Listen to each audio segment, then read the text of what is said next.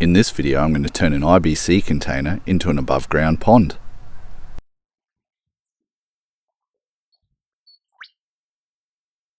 IBC stands for Intermediate Bulk Container, and they're used for transporting all kinds of liquids all around the world.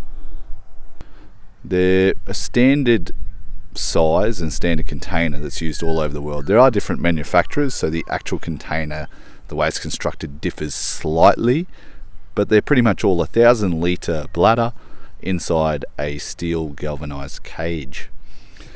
Now I'm going to make an above ground pond for two main reasons. One is to grow some food and to keep some fish in, just for, enjoyment. And the other is I'm going to place it between two young jackfruits, and it'll help. Water absorbs a lot of heat during the day and radiates it back during night, and will stop frost forming around that area. Hopefully this will be large enough to do that, but it's worth a shot. I'm going to start, and I've actually already done this, it's over there, but I'm going to start by cutting around at this top or second rung down here. I wanted the pond to be deep so it'd hold in some of that heat in the water, and so I chose this top rung to make a nice level. Didn't want to cut it up here because I wanted a nice straight edge. So basically I just got an angle grinder, cut off around there. I didn't think to film it when I first started, so I cut off around that level, and obviously that nicked the plastic as I went, so then I just got a nicko, joined up those nicks in the line, took the bladder out and cut around the bladder with a jigsaw. That leaves you with a nice clean cut. You do have to vacuum up or clean up the waste plastic when you're done. I suggest doing it on a tarp because that makes cleanup really easy. So here's the container that I've already cut down. As you can see, the jigsaw leaves a nice clean cut, and I've tidied up the cuts that I'd made with the angle grinder. Just still using the angle grinder, I've just gone around the edge here so there's no sharp edges. I will take this bladder back out because I want to use some cold gel on the top here, just to prevent a little bit of rust forming around the top. Now this is galvanized, that rust will form slowly and it won't spread very far very quickly, but I may as well give it a bit of extra protection, and where I've scratched it, I'll also touch that up with the cold gel before I clad this. Now I will be cladding this pond, one for UV protection, two because I think they look kind of ugly and I'd like it to look a little bit nicer out in my yard, especially as a semi-permanent pond feature.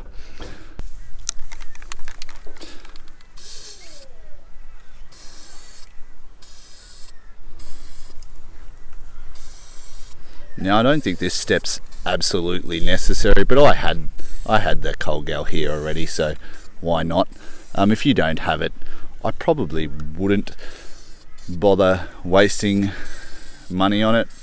It's going to rust regardless, and being galvanized, it should only rust to a point, at least in what most would consider a usable lifespan of a pond like this. But hey, if you've got it or don't mind spending a few dollars, why not?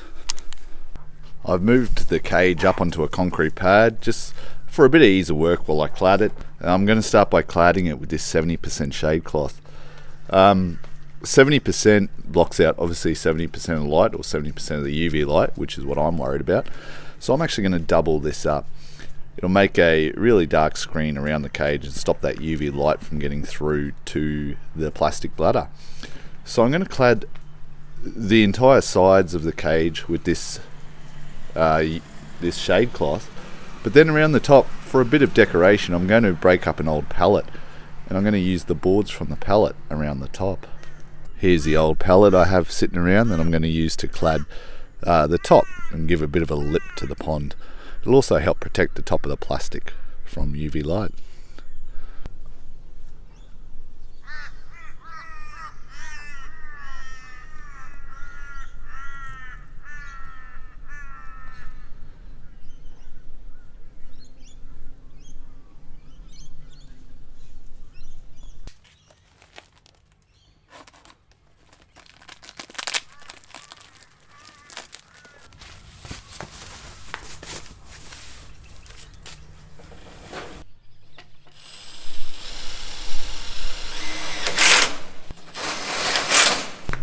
To attach the shade cloth, I'm just using self-tapping screws.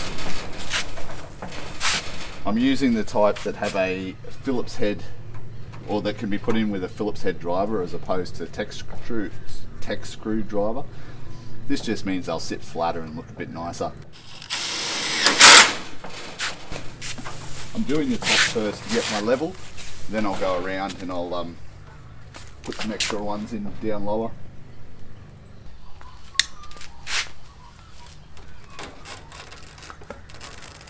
Alright, so the shade cloth cladding, or the shade cloth covering, is now on the side.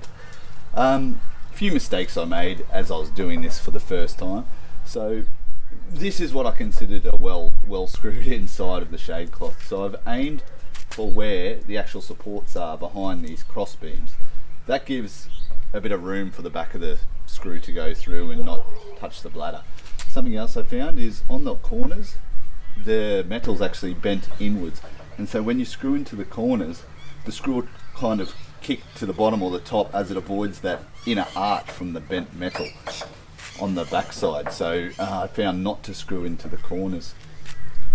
So it's pretty good, I'm happy with it. So now I'm going to put the wood around the top. I actually had suspected this, but when I came to pull this pallet apart, it was just too far gone. Completely rotted out. I was hoping they would stick together well enough just to add a bit of decoration, because I didn't really care. I could replace them in 6 months if needed, but they're too weak to even pull apart.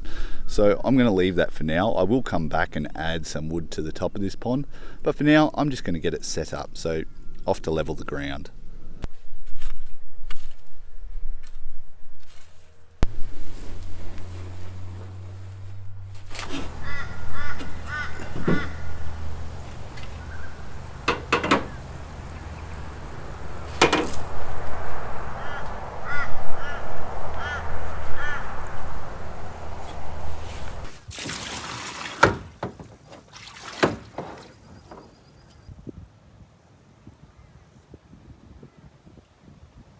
I'm on tank water here, or at least I am when I don't have to resort to our trickle feed system.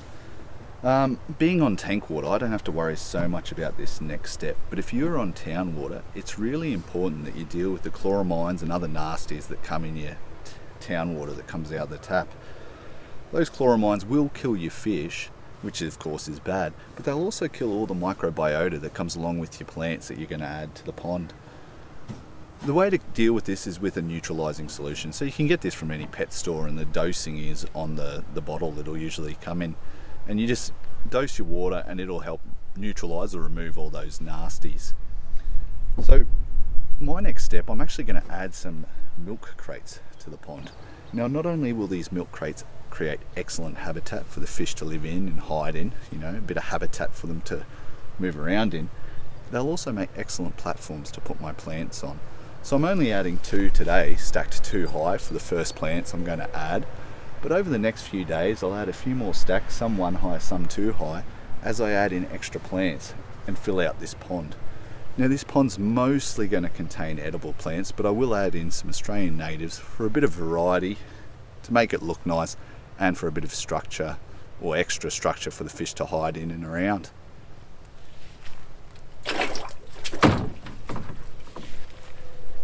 Now I just have to wait for it to finish filling. The fish I'm going to add are Pacific blue eyes, which are a native of Eastern Australia, and they do really well in ponds. They're also a voracious predator of mosquito larvae, which can be a problem in this area with standing water, so these should help prevent that becoming an issue. They're also considered frog friendly. They generally won't eat frog eggs, and it's quite likely I will get some frog eggs up in this above ground pond. These guys have been sitting in this water for about 20 minutes, so the temperatures, they've had time to acclimate, and the temperatures inside the bag and in the pond have equalised, so it's time to let them go.